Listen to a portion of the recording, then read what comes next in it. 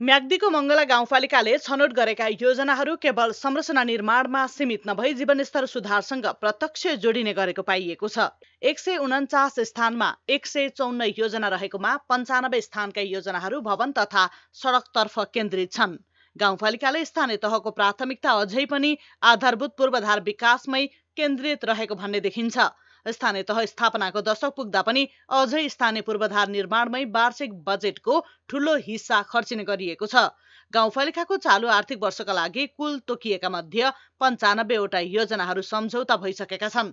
त्यसमध्ये 46 वटा योजनाहरू निर्माण सम्पन्न भइसकेको छ। निर्माण सम्पन्न भएका मध्ये पनि 46 योजनाहरू निर्माण सम्पन्न भएर पनि भुक्तानी भइसकेको छ। गाउँपालिकाको लगानी धेरै जसो सडक स्थलहरूमा चाहिँ लगानी भएको छ र विशेष गरेर चाहिँ यो अहिले पुल्चोकदेखि मङ्गला 5 पुल्चोकदेखि टिकाबाङ सडक खण्ड स्तरोन्नति, त्यस्तै गरेर सीमादेखि टोड्केसम्मको चाहिँ बाटो स्तरोन्नति, तराखेतदेखि सल्यान, खाइबाङ, हिरी र मालिका जुन प्रसिद्ध धार्मिक स्थल मालिकासम्म जोड्ने बाटो। गाउँपालिकाले समावेशी तवरले सबै क्षेत्रमा लगानी गर्दै आएको छ। चालु आर्थिक वर्षमा मङ्गला गाउँपालिका 3 बरन्जाको महेन्द्र रत्न माध्यमिक विद्यालयमा अध्ययनरत गर्ने टाढाका विद्यार्थीहरू एवं निम्न आय स्तर भएका विद्यार्थी लक्षित गरी छात्रावास सञ्चालन गर्नका लागि भवन निर्माण भइरहेको छ। प्रदेश सरकारको बहुवर्षीय कार्यक्रम अन्तर्गत बन्न लागेको भवनले टाढाबाट आउने विद्यार्थीहरूलाई आवश्यक सुविधा सहित गुणस्तरीय शिक्षाका लागि निकै महत्त्वपूर्ण भूमिका खेल्नेछ। चालु आर्थिक वर्षका लागि भवन निर्माणमा 48 लाख विनियोजन भएको छ।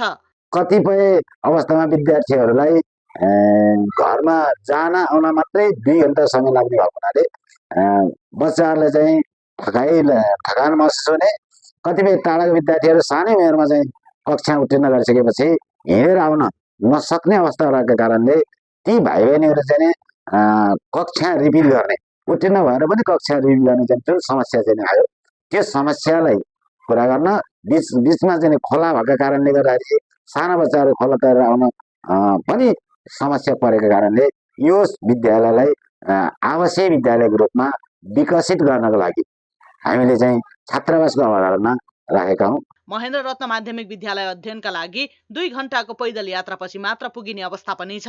बेनी नगरपालिका 4 कलङ्कुर, 3 मरेक तथा मङ्गला गाउँपालिकाको 3 र 4 नम्बर वडाका विद्यार्थीहरूले अध्ययन गर्ने एक मात्रै माध्यमिक विद्यालय भएको हुँदा पनि शैक्षिक गुणस्तर सुधारका लागि छात्रावास अपरिहार्य नै हो। मङ्गला गाउँपालिका 4 को धापुङमा कक्षा 5 सम्म अध्ययन गरेपछि महेन्द्र रत्न पुग्न टाढा हुने हुँदा धापुङका विद्यार्थीले कक्षा 5 मै 2 वर्ष पढेर मात्रै कक्षा 6 पढ्न मङ्गला गाउँपालिका 3 आरभाङमा रहेको महेन्द्र रत्न माध्यमिक विद्यालय पुग्ने गरेका छन्। म चाहिँ 5 कक्षामा पास भएर फेरि दौडेर अहिले सङ्गी पाएर 6 कक्षामा पढ्नको। म अहिले 6बाट 7मा गएँ। म 2 चोटि 5 कक्षामै दौडेको। आमा बाबाले स्कुल टाढा छस्, एक्लै छस्, जान सक्दिनस् भनेर 5 कक्षामै पढेको 2 वर्ष। अहिले म 6 कक्षामा पढ्न आएको। अहिले म 7 कक्षामा गएँ। गाउँपालिकाले सडक तथा भवन निर्माणमा ठूला योजनाहरू निर्माण भन्दा पनि मर्मत र स्तरोन्नति तथा पुनर्निर्माणमै ध्यान दिएको देखिन्छ। पूर्वाधारतर्फ सबैभन्दा ठूलो बजेट मोटर बाटो तथा सडक योजनामा केन्द्रित रहेको छ। सिम कोत्रवाङ खुम्लिया पयुपाटा कुहु पुणगाउँ टोड्के मोटर बाटोका लागि गाउँपालिकाबाट यस वर्ष 1,45,45,465 रुपैयाँ बजेट विनियोजन गरिएको छ। गत वर्षदेखि नै निर्माणाधीन सडकको काम यो वर्ष पनि जारी नै रहेको छ। गाउँपालिकाको 5 नम्बर वडामा पर्ने पुल्चोक पिपलबोट पाखुधारा टिकाबाङ मोटर बाटोको पनि ठेक्का मार्फत सम्झौता भएको छ। गाउँपालिकाले चालु आर्थिक वर्षमा यो सडकका लागि 91 लाख बजेट विनियोजन गरेको छ। कतिपय विद्यालयहरूका अग्ला कान्लाहरूबाट विद्यार्थी लडेर घाइते हुने र अङ्गभङ्ग हुने सम्मको पनि अवस्था सिर्जना हुने हुँदा त्यस्तो जोखिम हटाउनका लागि पनि यस वर्ष गाउँपालिकाले विभिन्न विद्यालयहरूमा घेराबारको योजना पनि राखेको छ। मङ्गला गाउँपालिकाबाट हाम्रो विद्यालयलाई 5 लाख बराबरको घेराबार परेको छ।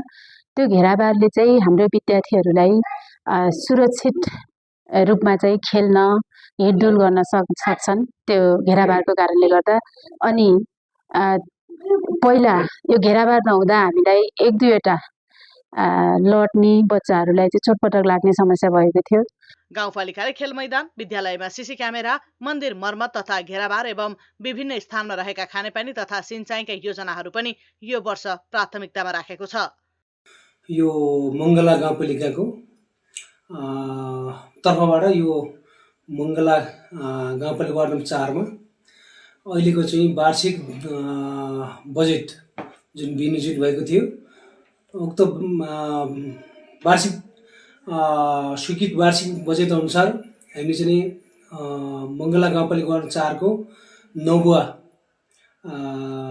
जुन चाहिँ केही घरधुरीहरू त्यहाँ अलिकति छुटेका जुन हामी चाहिँ खानेपानीको जुन मिटर खानेपानी व्यवस्थामा अलिक केही घर छुटेको हुन्छ, त्यहाँ चाहिँ केही खानेपानी व्यवस्थापन गरिएको छ। गाउँपालिकाको बजेट कार्यान्वयनको अवस्था हेर्दा गाउँपालिकाले दिएको सूचना अनुसार हालसम्म 78 योजना उपभोक्ता समिति मार्फत, 6 योजना ठेक्का प्रक्रियाबाट, 6 योजना सिलबन्दी दरभाउबाट र 5 योजना कोटेसन मार्फत गरी कुल 95 योजना कार्यान्वयनमा गइसकेका छन्।